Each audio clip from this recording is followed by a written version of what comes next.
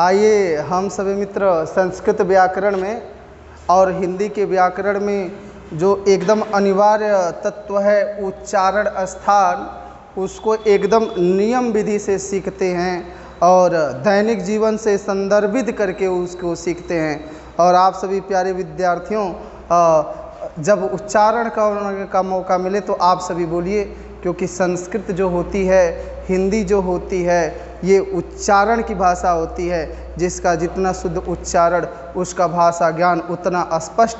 तो आइए एक हम पाठ प्रारंभ करते हैं। उच्चारण स्थान। उच्चारण स्थान।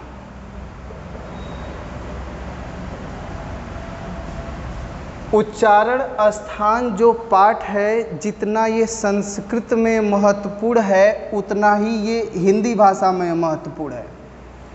तो उच्चारण स्थान को पढ़ने से पहले हम सभी पहले ये सीखते हैं कि उच्चारण स्थान होता क्या है। उच्चारण का मतलब होता है बोलना और स्थान का मतलब होता है स्थान, अर्थात मनुष्य मुख के जिस अंग की सहायता से बोलता है उस अंग को ही उच्चारण स्थान कहते हैं। जैसे कुछ वर्णों को हम कंठ की सहायता से बोलते हैं, कुछ को तालु की सहायता से, कुछ को दंत की सहायता से, कुछ को नासिका की सहायता से। तो ये सभी के सभी अंग उच्चारण स्थान कहलाते हैं। ये तो सामान्य परिभाषा हुई। व्याकरण शास्त्र में उच्चारण स्थान की परिभाषा इस प्रकार से भी दी जाती है कि किसी भी वर्ण को बोलने में हमारी जिह्वा मुख के जिस अंग को स्पर्श कर देती है वह अंग ही उस वर्ण का उच्चारण स्थान कहते हैं। पाणिनीय शिक्षा के अनुसार उच्चारण स्थानों की संख्या 8 बताई गई है। यानी कि यूपी टेट, सी टेट, शिक्षक भर्ती में एक क्वेश्चन आता है कि उच्चारण स्थानानि कति। तो हम बोलेंगे कि उच्चारण स्थानों की संख्या 8 होती है, जिसमें आप सभी लोग देखेंगे तो उच्चारण स्थानों में एक उच्चारण स्थान बहुत महत्वपूर्ण होता है, जिसको कंठ कहते हैं। ये वाला अंग कंठ होता है और शिव जी का ये वाला कंठवा नीला हो गया था, इसीलिए उनका नाम नीलकंठ था। तो इस वाले अंग को कंठ कहते हैं। कंठ से भी वर्णों को बोलते हैं, इसलिए कंठ को उच्चारण स्थान कहते हैं। फिर आप लोग देखे होंगे कि कुछ वर्णों को ओठ की सहायता से बोलते हैं और उसका तत्सम या संस्कृत वाला जो शब्द है उसको ओष्ठ कहते हैं। एक होता है दंत, एक होता है तालु,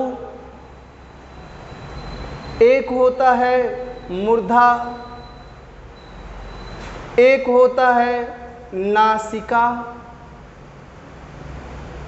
हमारे पास हो गया तीन छह, और एक हो गया उर मतलब कंठ हो गया, और एक हो गया जिह्वा मूल। जिह्वा मूल। हम सभी देखते हैं कि मनुष्य के शरीर में जो कंठ होता है, ओष्ठ होता है, दंत होता है, तालु होता है, मूर्धा होता है, नासिका होता है, उर होता है, जिह्वा मूल होता है। ये कुछ अंग विशेष हैं। इन अंग विशेषों की सहायता से हम किसी न किसी वर्ण को बोलते हैं, इसलिए ध्वनि विज्ञान में हम इसको उच्चारण स्थान कहते हैं। तो मेरे प्यारे मित्रों, अगर व्याकरण शास्त्र चाहे हिंदी हो चाहे संस्कृत हो, पूछे मुख्य रूप से संस्कृत में पूछे कि उच्चारण स्थान कितने होते हैं, तो पाणिनी शिक्षा में यह बताया गया है कि उच्चारण स्थानों की संख्या 8 होती है, जिसमें कंठ, ओठ, दंत, तालु, मूर्धा, नासिका, उर और जिह्वा मूल विशेष हैं। अब उच्चारण स्थान को पढ़ने की 2 विधियाँ होती हैं। एक होती है उच्चारण विधि, जो परीक्षा के समय अनुपयोगी सिद्ध हो जाएगी, क्योंकि परीक्षा में हमें बोलना नहीं होता। और एक विधि होती है सूत्र विधि, और मेरे दृष्टि से सूत्र विधि से बढ़िया कोई विधि नहीं है। हम दोनों विधियों पर चर्चा करेंगे। आप सभी प्यारे विद्यार्थी, जब सूत्र को बोला जाए तो आप बोलिएगा, क्योंकि संस्कृत में जब हम उच्चारण शुद्ध कर लेते हैं तो अर्थ तो बताना आसान, अर्थ करना हम पे छोड़िए, उच्चारण करके आप बोलिए। ये क्लास हिंदी और संस्कृत दोनों के लिए कॉमन है और अत्यंत महत्वपूर्ण है। उच्चारण के में एक बड़ा ही अच्छा सूत्र है, मैं पहले उस सूत्र को लिख दूं। सूत्र है अकूह विसर्ज नियानाम कंठा। एक सूत्र है अकूह विसर्ज नियानाम कंठा। चूँकि ऐसे बोलने में ये हमें अच्छा नहीं लगता है, तो चाहे तो हम इसको गा सकते हैं। जैसे मैं जब बोलूं तो आप भी उच्चारण करिएगा और सामूहिक उच्चारण करिएगा, जिससे एक रुचि उत्पन्न हो। और जिस चीज़ में रुचि उत्पन्न हो जाती है वो चीज़ें हमें बड़ी आसान हो जाती हैं। तो मैं आपको इसको बोलने का एक सिस्टम बताता हूँ। हालांकि ये सूत्र है, इसको श्लोक न समझा जाए, इसको गाया नहीं जाता है, लेकिन हम रुचि उत्पन्न करने के लिए अपने स्टाइल से पढ़ा रहे हैं, तो आप सभी बोल सकते हैं। अकुह विसर्जा नियानाम कंठा। आप लोग नहीं बोल पा रहे हैं। अकुह विसर्जा नियानाम कंठा। अब जैसे हम ऐसे बोल रहे हैं, हमको एकदम गीत नियर गा रहे हैं, अकुह विसर्जा नियानाम कंठा, तो हमको अच्छा लगा, और अच्छा लगा तो गीत जैसा हमको याद हो गया, और याद हो गया तो अब यहाँ शैलेश का कमाल देखिए, हम आपको सिखा रहे हैं अर्थ। अकुह विसर्जनिया नाम कंठा जब हमें याद हो जाता है तो आप ऐसे याद करें कि अ का कंठ, आ का कंठ, क का कंठ, ख का कंठ। तो 20 को क्वेश्चन का उत्तरवा यही दे रहा है, ध्यान से समझिएगा। इसका पहला अक्षर देखेंगे तो अ निकलेगा। अब क्वेश्चन आए कि अवर्णस्य उच्चारण स्थानम किम, अर्थात अवर्ण का उच्चारण स्थान क्या होगा। तो जब अ आप बोलेंगे ना, तो आपका जो प्राण वायु का हवा है वह सबसे ज़्यादा इस अंग को प्रभावित कर रहा है और इसको कंठ कह रहे हैं। इसलिए अ का उच्चारण स्थान पूछे तो मित्र हम लोग क्या बोलेंगे, कंठ। अब व्याकरण शास्त्र में ना अ और आ ये दो वर्ण नहीं होते, वर्ण एक ही होते। इसको ह्रस्व अ बोलते हैं मित्र, और इसको दीर्घ अ बोलते हैं। मतलब एक बात हम समझ लें, चाहे हिंदी में पूछे और चाहे संस्कृत में पूछे, अगर क्वेश्चन आ गया कि अ वर्ण का उच्चारण स्थान बताइए या आ वर्ण का उच्चारण स्थान बताइए, तो अ और आ दोनों वर्णों का उच्चारण स्थान कंठ होगा। कौने सूत्र से होगा, तो हम बोल देंगे अकुह विसर्जा नियानाम कंठा। अभी हम अ की व्याख्या किए हैं, और आप सभी जानते हो कि हिंदी वर्णमाला में व्यंजनों की संख्या 33 होती, जिसमें 25 गो स्पर्श होते हैं क से लेकर म तक, और क से लेकर म तक के 5-5 जोड़े बनाए जाते हैं, क ख ग घ ङ। ऐसे इन 5 अक्षरों के समूह को हम वर्ग कहते हैं। तो 5 वर्ग होते हैं, एक कवर्ग होता, एक चवर्ग होता, एक टवर्ग होता, एक तवर्ग होता और एक पवर्ग होता। तो आप जानते हैं कि ये दुनिया है हर बड़े चीज़ को छोटा बनाना चाहती है। तो सबसे पहले क ख ग घ अंग को छोटा करके कवर्ग बोला गया। लोगों को ये भी अच्छा नहीं लगा, तो कवर्ग का छोटी मुखी नाम रख दिए कु। मतलब हम आपको ये समझाना चाहते हैं कि किसी सूत्र में आपको कु दिखाई दे तो कवर्ग समझिए, और कवर्ग का मतलब समझिए क ख ग घ अंग। मतलब आपके पास क वर्ण आ जाए, ख वर्ण आ जाए, ग वर्ण आ जाए, घ वर्ण आ जाए और अंग वर्ण आ जाए। अब जानते हैं शुद्ध व्यंजन ऐसे होते हैं। आप लोगों ने व्यंजनों के बारे में एगो डायलॉग सुना होगा, व्यंजनम अर्धमात्रिकम, माने व्यंजन वर्णों में मात्राओं की संख्या आधी होती है, माने व्यंजन शुद्ध रूप से ऐसे ही होते हैं, उनमें हलंत लगा होता है, माने ऐसे व्यंजन आ जाए, पूछे मात्रा कितनी है तो आधा बोलेंगे। अब फिर से हम उच्चारण स्थान पर आते हैं। अ वर्ण हो, आ वर्ण हो, चाहे क ख ग घ अंग, इसमें से कोई भी एक वर्ण दिया होगा और पूछेगा कि उच्चारण स्थान क्या है, तो मेरे सभी प्यारे मित्रों समझ लीजिएगा कि इन सभी वर्णों का उच्चारण रहेगा। तो 4 गो ऑप्शन रहेगा, कंठ है, तालु है, मूर्धा है, दंत है। तो बताइए क्या मारेंगे? तो आप सभी लोग क्या मारेंगे? बोलिए, कंठ मारेंगे। अब यहाँ तक की व्याख्या हो गई। तीसरे अक्षर पर आते हैं। तीसरा अक्षर बताइए क्या है? ह। तो ह से एक ही वर्ण आएगा। अब तो से पूछा जाएगा ह वर्णस्य उच्चारण स्थानम किम, माने ह वर्ण का उच्चारण स्थान क्या है? तो ह वर्ण का उच्चारण स्थान क्या है? कंठ है। और फिर देखिए दिया है विसर्जनीय नाम, संधिया कर देंगे तो बनेगा विसर्जनीय, विसर्जनीय धन आनाम। तो अधिकतर सूत्रों के अंत में ना प्रत्यय का चिन्ह आनाम दिया होता है, उसको साइलेंट कर दो मेरे भाई।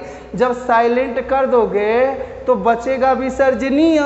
अब विसर्ग का ज़्यादा दिमाग ना लगाओ, विसर्जनीय का मतलब समझो कि शैलेश बता रहे हैं विसर्ग, माने विसर्ग लगा ही दिए। तो मान लो हमारा नाम शैलेश है, आज शैलेश में हम विसर्गवा लगा देंगे तो एके पढ़ेंगे शैलेशः, माने विसर्गवा का वाकई में उच्चारण करते समय मुँहवा से कौन आवाज निकलती है? ह। माने विसर्गवा का उच्चारण स्थानवा भी पूछे आपसे तो बताइए कितना मारेंगे, कहाँ मारेंगे? तो विसर्ग का भी उच्चारण स्थान कहाँ मारिएगा? कंठ। अब आपके पास 2 गो रास्ता है, आप ये चुनिएगा। या तो आप इसको ऐसे याद करिए कि अ का उच्चारण स्थान कंठ, आ का कंठ, क का कंठ, ख का कंठ, ग का कंठ, घ का कंठ, अंग का कंठ, ह का कंठ, विसर्ग का कंठ। ई मूर्खों का काम है। मूर्ख आदमी को खांची दिखाया जाता नहीं, गोबर दिखाया जाता है, और बुद्धिमान आदमी को खांची दिखाया जाता है। तो आप सभी लोग इसको ऐसे बस पढ़ लीजिएगा कि यकुह विसर्ज नियानाम कंठा, निक से गा देंगे, याद हो जाएगा। तो ऐसा भी अपना व्याख्या कर लीजिएगा कि अ का मतलब अ और आ, कु का मतलब क ख ग घ अंग, विसर्जनीय का मतलब विसर्ग, ह का मतलब ह। इसमें से कोई भी वर्ण आ जाए मेरे भाई तो सीधे सीधे उच्चारण स्थान का मार कराइएगा कंठ। बोलिए श्री रामचंद्र की जय। तो इस प्रकार से हमने लगभग 9 वर्णों का उच्चारण स्थान हम लोग पढ़ लिए एक सूत्र से।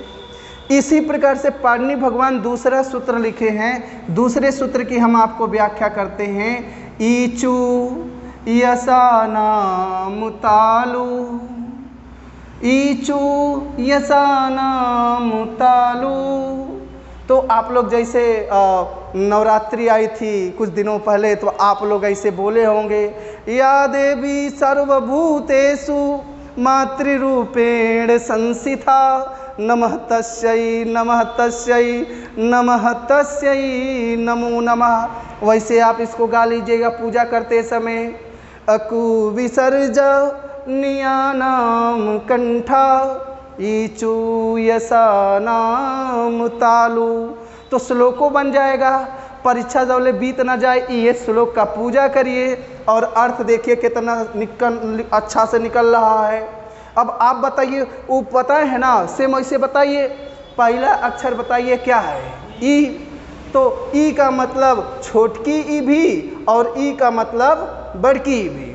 अब हिंदी के व्याकरण में चाहे संस्कृत के व्याकरण में छोटकी आई आ जाए चाहे बड़की, तनी नीक से बोलेंगे तो इसको ह्रस्व ई कह सकते हैं और इसको दीर्घ ई कह सकते हैं। दोनों में से कौनों अक्षरिया को उच्चारण स्थान पूछे तो क्या मारेंगे? तालु। और फिर दिया है चू। जब कु को कवर्ग पढ़े हैं तो चू को क्या पढ़ेंगे? बोलिए, चवर्ग। तो चवर्ग में कितने अक्षर होते हैं? 5 होते हैं। तो क्या बोलेंगे?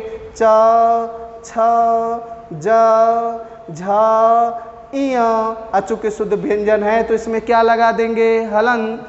मने इन 7 गो अक्षरियों में से कौनों अक्षर का उच्चारण स्थान पूछे तो क्या मारना है मित्रों, तालु।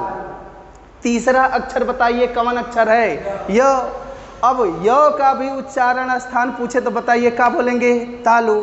और हमने कहा है कि यहाँ बचा क्या, सानाम। और हर सूत्रवार में आनाम को साइलेंट कर देंगे तो सानाम माइनस आनाम बराबर बताइए क्या बचा, स। और चूंकि स का उच्चारण, बड़का स का उच्चारण आप तालु से कर रहे हो, इसीलिए इस स को बाबू याद रखना कौन सा कहते हैं, तालव्य स। आधुनिक परीक्षाओं में पूछ रहा है, ये स वाला अक्षरिया दे देगा, पूछेगा कौन सा है, चूंकि तालु से बोले हैं इसीलिए कौन सा है, तालव्य स। तो हम बोल सकते हैं ईचू यसानाम तालु, मतलब हर्ष या दीर्घ ई, च छ ज झ इया, य और स, इन 9 वर्णों का भी उच्चारण स्थान क्या होगा, तालु। या तो आप 18 क्वेश्चन याद करिए या 2 गो सूत्र याद करिए। तो 18 क्वेश्चन वाला कुछ नहीं याद करेगा, भूल जाएगा। हमरे कहने से एगो हमरे संगे गाना गाइए, अकुह विसर्ज नियानाम कंठा, ईचू यसानाम तालु। अकु विसर्ज नियानाम कंठा, ईचू यसानाम तालु। तो ऐसे कुछ और सूत्र हैं जिनकी हम थोड़ी देर व्याख्या करते हैं। 2 क्लासों में हम आपको पूरा उच्चारण स्थान देंगे। अगर मित्रों आपको ये क्लास बेहतर लग रहा है तो इस चैनल को, सर के इस चैनल को सब्सक्राइब कीजिए। और हम भी पूर्णतः इस बार कोशिश करेंगे, चूँकि आप खाली हो गए हैं तो पूरा संस्कृत व्याकरण, हिंदी व्याकरण इस प्रकार से मैं अपने ही लफ्ज़ों में आपके एकदम देसी भाषा में आप तक प्रस्तुत करूंगा। इसलिए अगर आपको ये चैनल अच्छा लग रहा हो तो इसको सब्सक्राइब कीजिए और जल्द ही आप लोगों को ऑनलाइन का भी एक मजबूत प्लेटफार्म दिया जाएगा और हेल्प के लिए आपको ऐसी वीडियो जाती रहेंगी। चलिए, ये 2 सूत्र हम लोग जान गए, 18 क्वेश्चन जान गए। तो तीसरा सूत्र दिया है, तीसरे सूत्र को हम लिखते हैं, बोलने का ढंग बताते हैं। तीसरे सूत्र का नाम है रीटू रसाणाम मूर्धा, रीटू रसाणाम मूर्धा। चौथा सूत्र है ऋतु लसानाम दंता। अब देखो ना, एक श्लोक में 4 गो लाइन होती है। एक श्लोक में कितने लाइन, 4। तो हमारे पास कितने सूत्र हो गए, 4। हम श्लोक बना के गाए रहे हैं, तुम पढ़ लो भैया, और निको लगेगा, यादो हो जाएगा। और हम आपको समझा ऐसे रहेंगे, आपको समझ में आ ही जाएगा। तो हम आपको श्लोक सुनाते हैं कैसे आपको याद करना है। आज से पूजा करिएगा तो आपका यही पूजा होगा। अकु विसर्जा नियानाम कंठा, ईचू यशानाम तालु, ऋतु रसाणाम मूर्धा, ऋतु लसानाम दंता। तो हम इसको श्लोक के रूप में याद कर सकते हैं। और जब हम इसको श्लोक के रूप में याद कर सकते हैं तो देखो एकदम हलवा टाइप का व्याख्या बता रहा हूँ।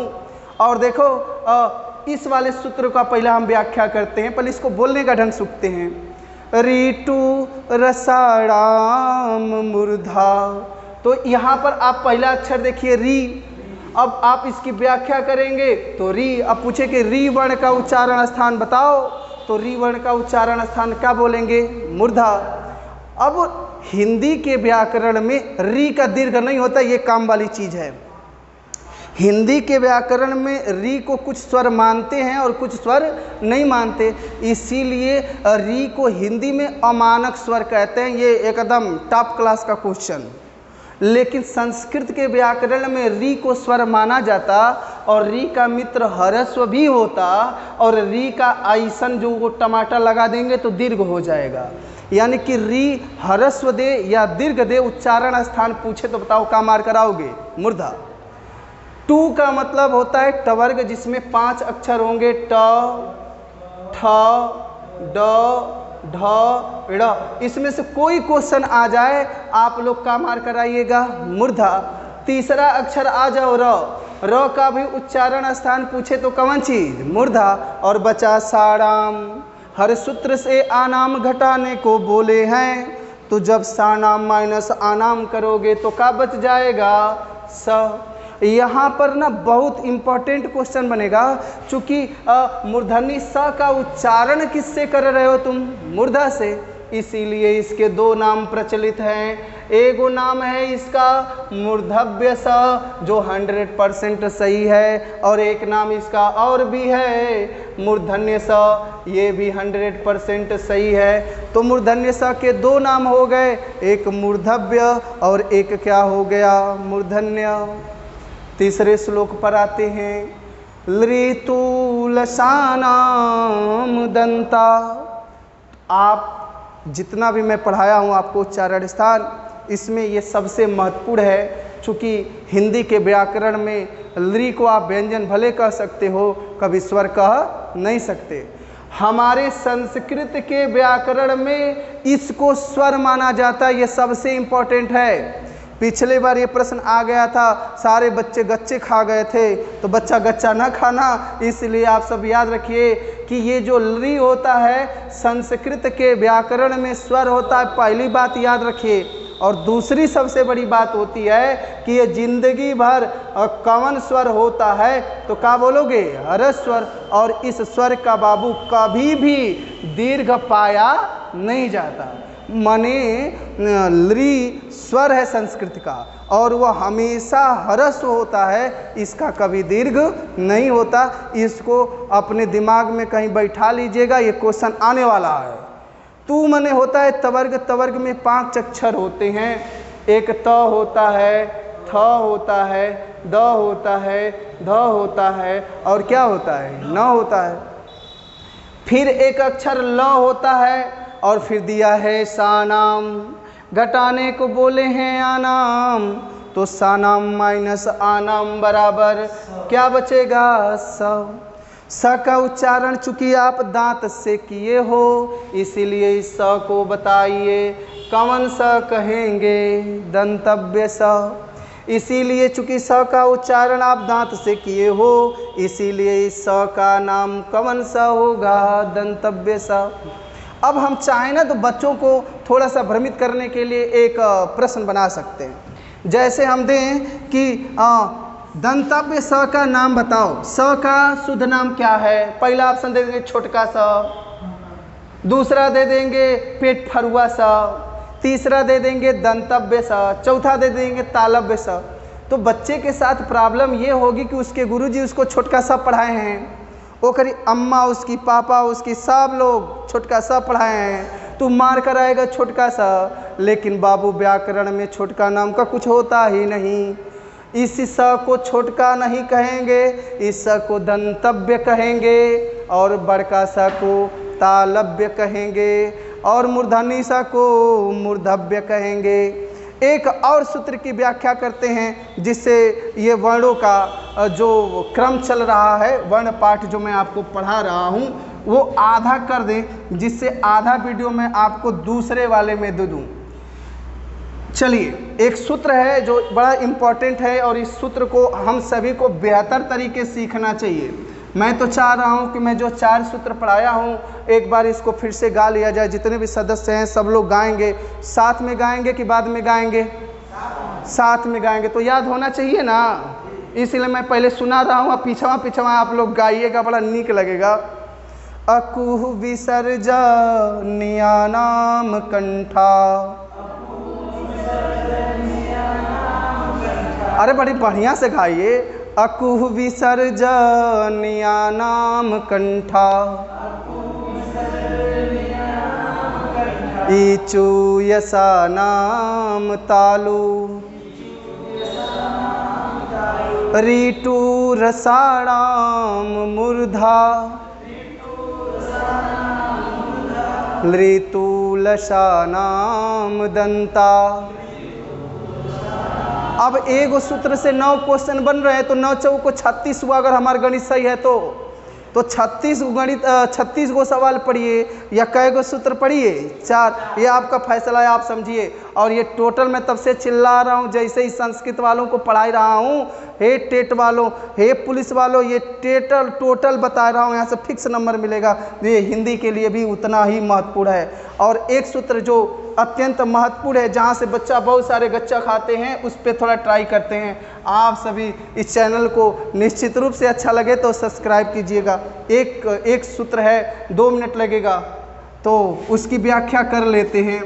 इया म अंग अड़ न म नासिका च।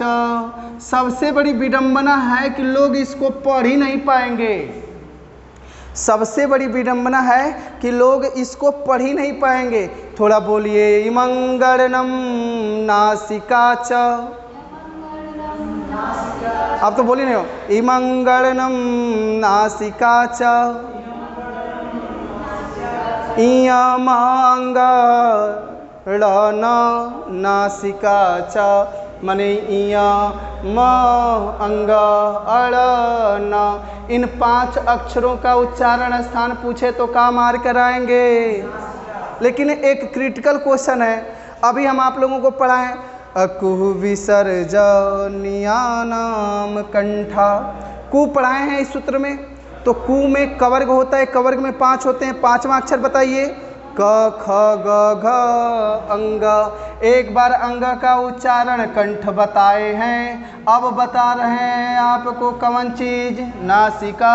संदेह मत कीजिएगा, दोनों सही हैं, दोनों सही हैं। अंग के कितने उच्चारण स्थान होते हैं, 2। लेकिन दोनों में से वरीयता देने की बात हो तो का मार कराइएगा, नासिका। ईचू यसानाम तालु। चू का मतलब चवर्ग, चवर्ग का 5वां इया। इया का उच्चारण एक बार हम आपको बोले हैं तालु, अब हम आपको बता रहे हैं कि उच्चारण स्थान कौन चीज, नासिका।